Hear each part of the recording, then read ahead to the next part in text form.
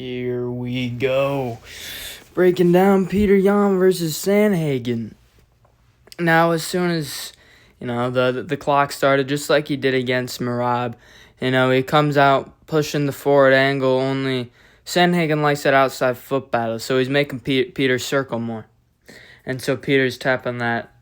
He's going for that low kick early to try and cut Sandhagen off a little bit, using a longer guard, and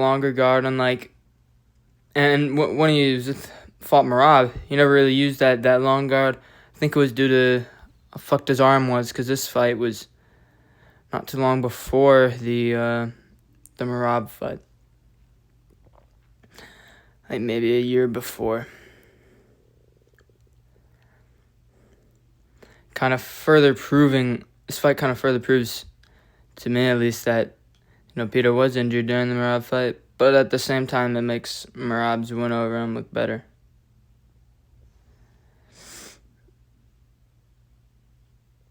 But I do genuinely think Peter was injured. See, in this fight, Sandhagen, he's doing a lot of fancy footwork stuff, trying to really stay on the outside, playing that outside foot battle, just really committed right now to getting on the outside. And he's really trying to control that space to the best of his ability. He's kind of technically and tightly dancing around here, right? Imagine similar to MVP's movements, but more skilled, technical, and actually good fundamentals, right? Because you can't do exactly what MVP does at bantamweight. That shit won't work. They're too technical. You do what Sandhagen does. But this is man, I'm probably gonna have to wait, because I don't want to necessarily discuss too much that happened in this fight here.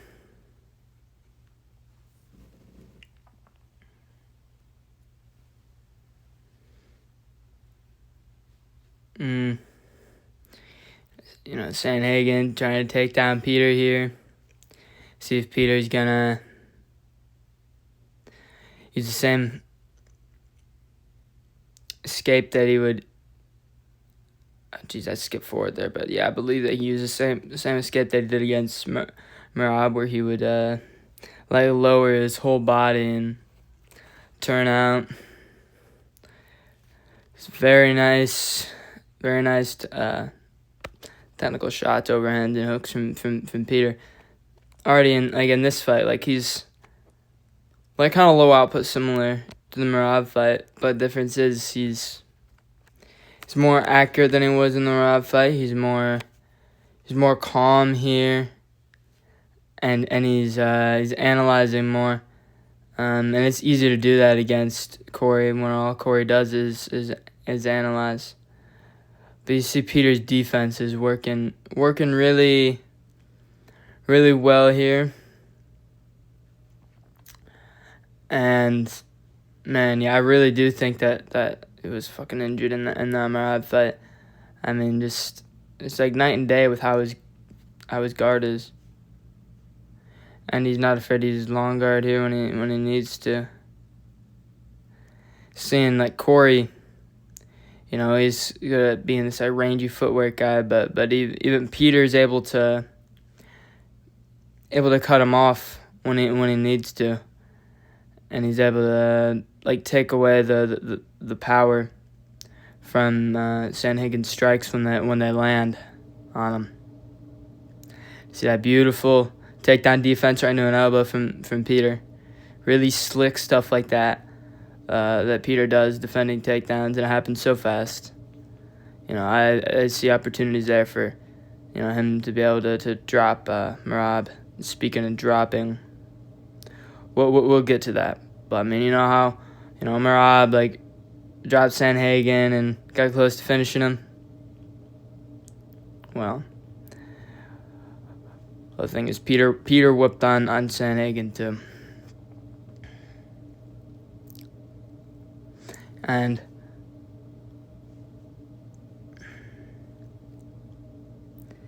so they're touching each other's front fucking hands. All right. See Sandhagen stepping forward. Peter switches his stance. Gonna post him out with his arms to keep him away. Some of the stuff that he's doing, like with the long guard and the way he's moving. Although he was injured in the Merab fight, it's clear that like this style is like how he tried to fight Merab the first time, and it wasn't necessarily a good game plan. Merab was able to stifle Peter's game plan, and stuff that he's doing against Sandhagen right now is not things that are able to work against the Merab. But you can see how calm Peter is, and that can be a bane or a boon when fighting Merab, because you do need a sense of urgency, but you can't be like how O'Malley or Umar was. You can't jitterbug the jitterbug. You do like need to kind of be a smooth operator, but not as smooth as Corey. You need to be able to have that fast jittery like exchanges when you need to, like Yan is really good at. But the thing is, like, Peter's a guy who he doesn't bite on feints as much. He doesn't take the bait for a lot of things. But what we will notice is sometimes he does have some accuracy issues. He will sometimes, like, if you are good at slipping, he can overswing. The thing about Merab gets hit quite a bit. Merab's not a hard guy to hit. Peter generally is. Outside of the first Merab fight, he's generally a hard guy to hit, especially a hard guy to hit clean on. Petr Yan is. And I think even since the Sandhagen fight, since the Merab fight, and the Jose fight, all the fights I've shown so far, Peter's gotten better since then, and you'll see that in the next video. But he is looking very nice and technical here, and like he's moving around, but he's like plotting in a way, not like Curtis Blades' plotty plodster. I mean, he moves more. But there are moments where Peter does kind of like plant like a tree, and he'll stick in one spot like after an exchange, and he'll kind of stand awkwardly a little bit. You might be noticing, and it's something that Merab was able to take advantage of. Not something that Corey was able to take advantage of, because Corey likes to be safe. He's a smooth operator. He doesn't want to get too ugly. He's not afraid to get ugly. But he's just a straight up smooth operator, man. Oh, jeez, what am I doing? See, Peter likes using the front headlock like Merab does to try and like control an opponent. Although Merab likes to like suffocate. Right? Okay, there's that flying knee from Sandhagen again that gets blocked. Peter's able to see that shit coming. He's able to see the setups, and the setup is, I'll try and break it down once he does it again. But there's something else. There's something else here. I can't remember. Jeez. I think I'm gonna go. Oh yeah. Peter likes this front headlock to control his opponent as they're coming up, like Merab does. Only Merab likes to suffocate. Peter just likes to use it to make sure that they can't get away, and so that they can't do any damage when they're getting up, and so that he can use it to punish the opponent, like how he exits with an elbow when he comes at the clinch off of grappling exchanges. Something Peter does better than Merab, I noticed in the grappling, is that his sprawls are a lot better. Like Peter's defensive grappling is a lot cleaner than Merab's. And yes, Merab is a better grappler, but Peter can cause troubles for him there, and did get takedowns on Merab in the first fight, and has reversed takedown or two against Merab in the first fight. Something I noticed about Yan, though, is like his stance is kind of narrow, and you're able to like kind of push him back and catch him off balance, not like easily, but it's something that happens often when he's fighting elite comp. Not as much in his last 3 fights. Oh yeah, the way Peter gets caught off balance, that's part of why Merab is able to shoot in and get in on his legs so easily, because Peter was defending and sprawling and whatnot. But he, at the same time, even though he was defending a lot of takedowns, he wasn't able to keep Merab away from his legs. Merab was able to cause a lot of scrambles and whatnot, which is what caused him to win the fight, and what caused him to be able to avoid getting hit too much by Yan. At that more narrow stance of Yan, and the way his feet kind of come close together. They're not good against wrestlers. It's not something that you want to really have against a grappler like Merab. But up against a guy like Corey doesn't like it, right? He's a more technical guy. He probably fucking hates, narrow Yan over here. It's hard to deal with. Jan's calmness is hard to deal with, and his constant defense. Well, have defensive pressure. He'll be defending and he'll be pressuring you, right? And see, he's just able to so naturally enter a defensive flow state. Peter is.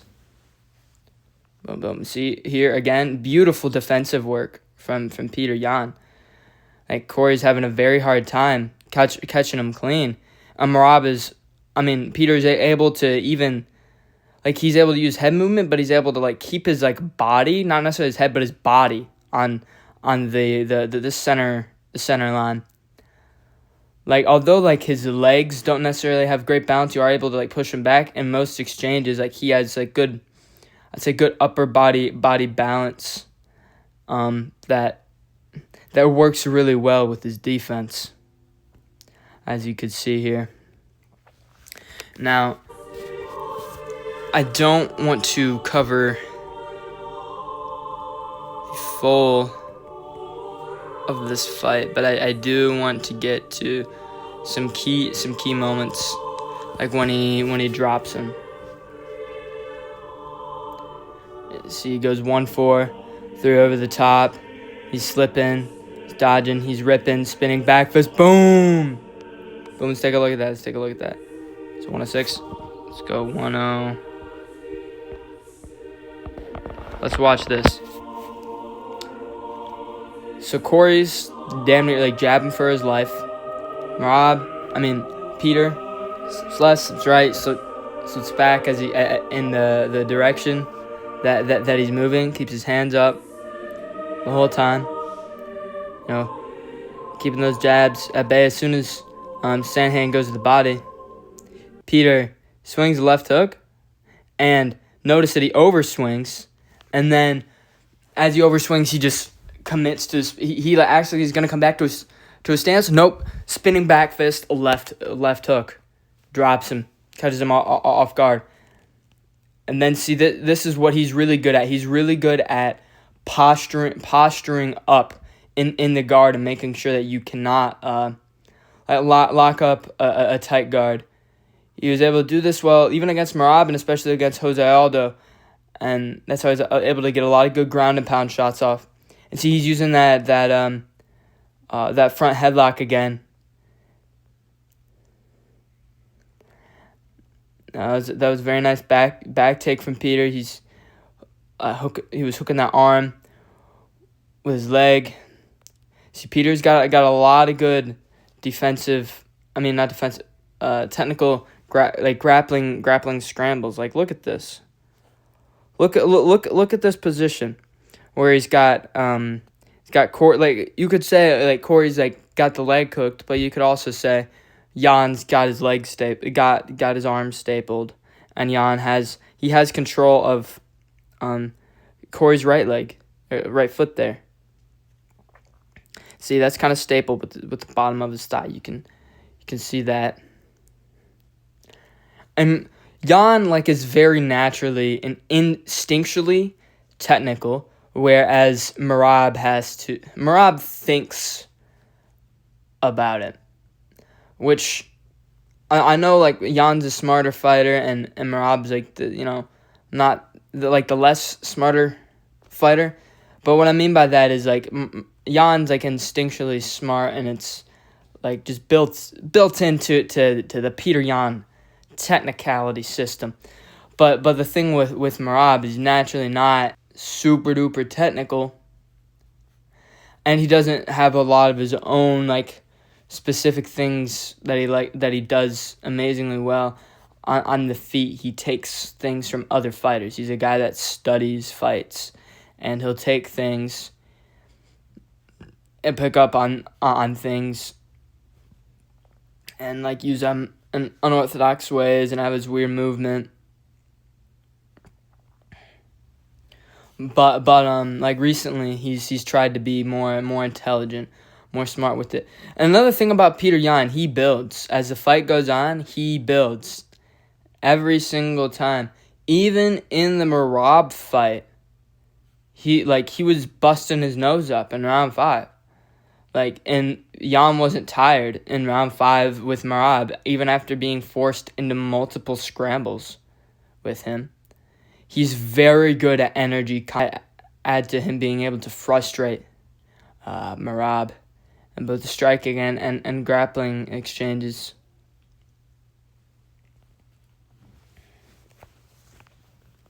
Boom, boom.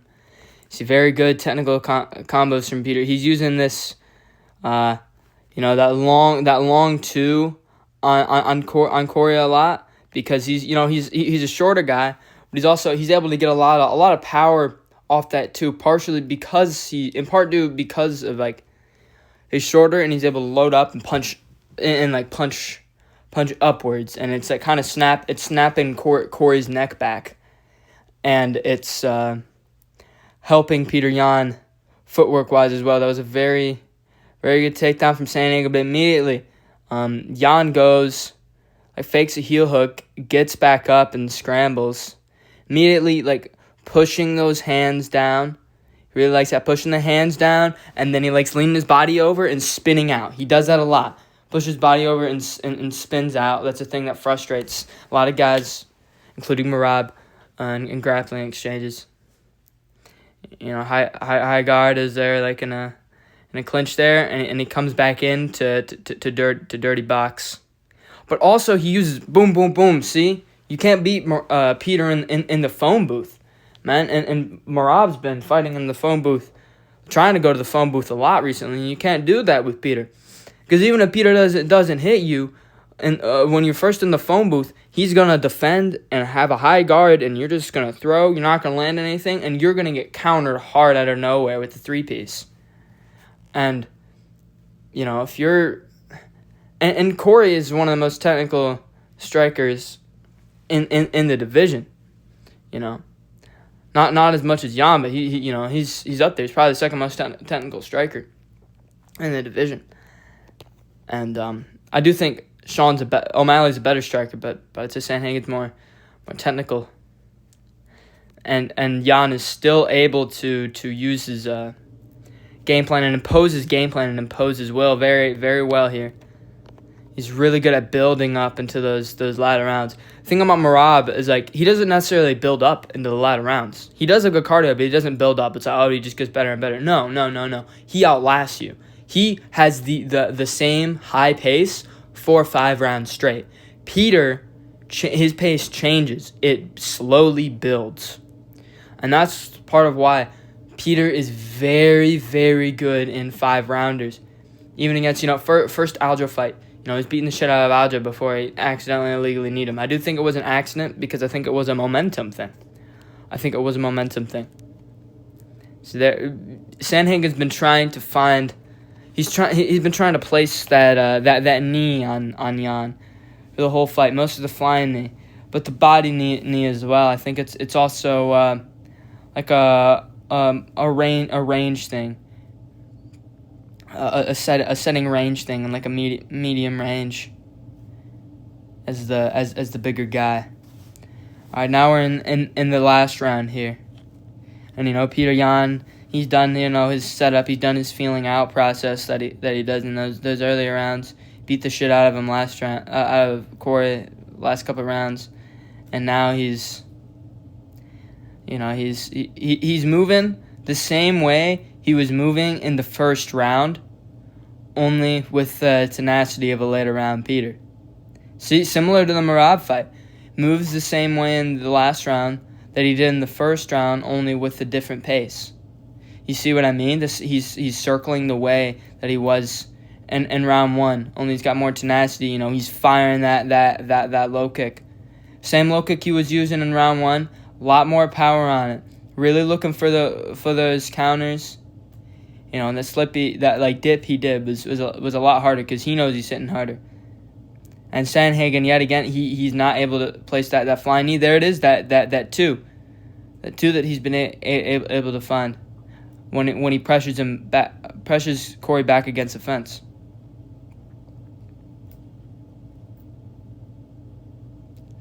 See, he's very, very good at he's controlling, as Demetrius Johnson will call it, the void here.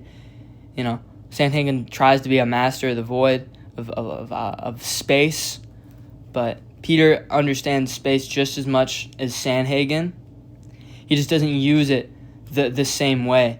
He doesn't move around as much. His movements are more like tight and precise, and it helps him to be able to get more sting on the shots and more respect from the other opponent, where Sandhagen's kind of dancing about a little bit and he's like flicking a lot of the shots and they don't have too much of an effect. He's throwing these peppermint patty punches, these peppermint patty kicks and knees. But at the same time, like,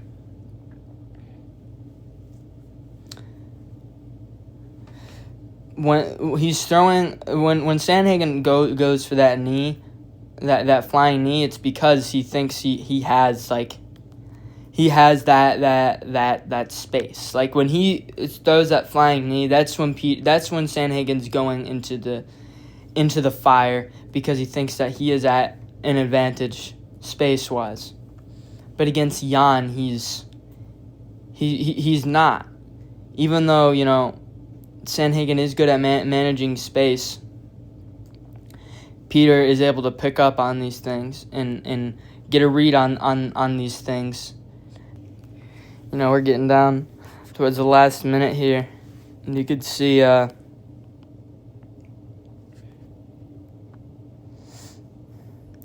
can see he's using that uppercut now. But Peter, he'll use different shots and different combos as the fight goes on. He's got some go-tos. I can't think of the exact combos, but if you watch Petr Yan fights, you kind of know what I mean. You can kind of see watching this. Maybe not for copyright purposes. A lot of this will probably be blurred out and whatnot. But you see how as I was saying earlier, Corey is very flicky. But even that flickiness was able to frustrate Merab a little bit in the first round of his fight with Corey. And O'Malley has a similar thing, only he's got a little bit of a flickiness, but it's not the same as Corey's. He has a lot more power on it, and he sits down more on it. It's like a more powerful flickiness. It's less flicky and more snappy. And I don't think that's how you deal with Merab. You can frustrate him that way, but I think the way you deal with him on the feet is you have to be like Yan, and you have to be really good in the pocket, especially with how Merab has been liking to use those body shots of late. I don't think he's going to be able to make those work as much with Yan. And he's not really going to be able to exhaust Yan because Yan builds. And that's all I got for you. Come back for part 4.